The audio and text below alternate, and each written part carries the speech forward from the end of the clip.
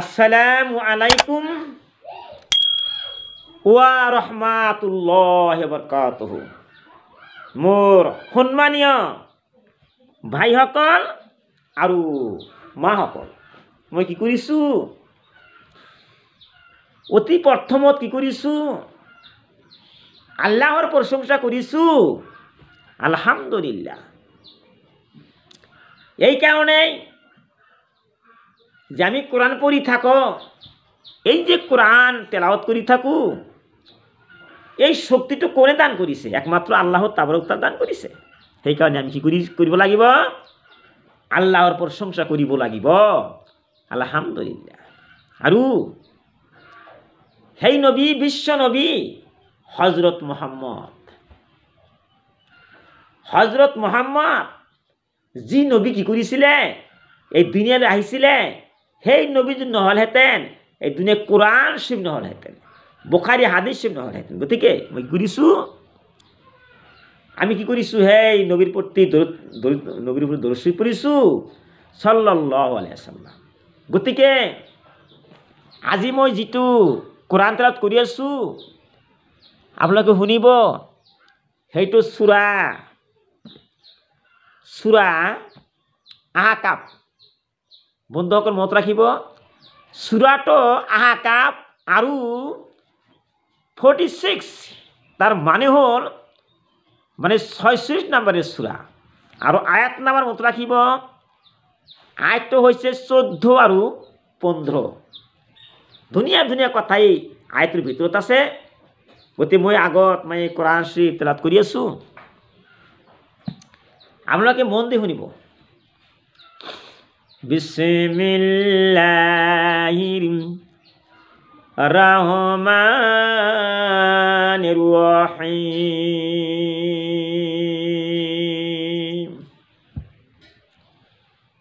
ওয়া ওয়াসাইনাল ইনসানা বিওয়ালিদাইহি ইহসানা।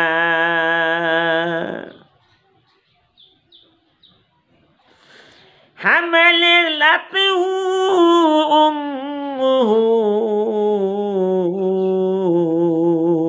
كرها ووضعته كرها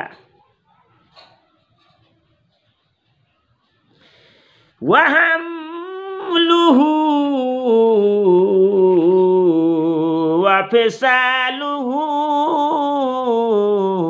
salasuna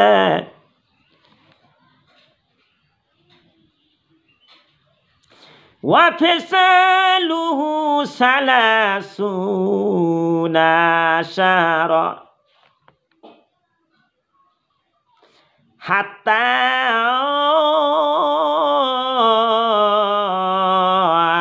iza balaga yashuddahu wa balagha وبلغ 40 سنة قال ربي أوزعني أن أشكر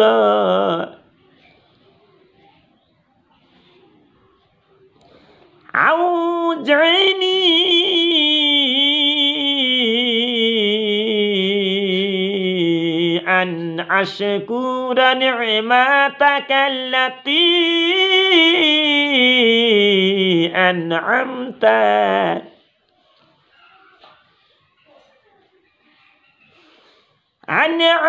على وعلى والدي وأن أعمل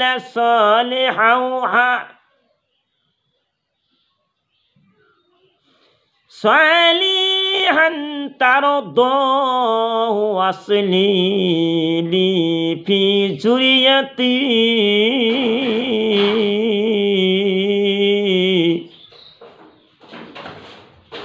إني تبت إليك وإني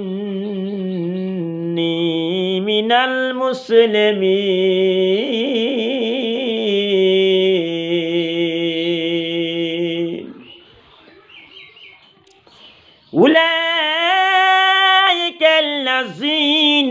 نتقبل عنهم أحسن ما عملوا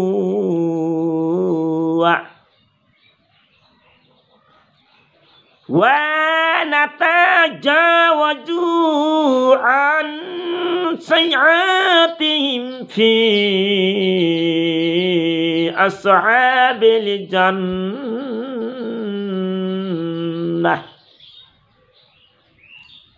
وعد الصدق الذي كانوا يوعدون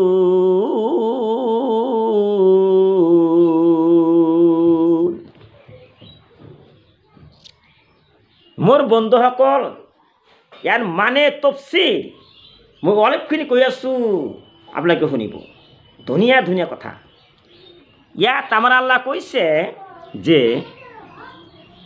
আমি মানুহক কি কৰিছোঁ আল্লাহৰ কথা আমি মানুহক পিতা মাতাৰ লগত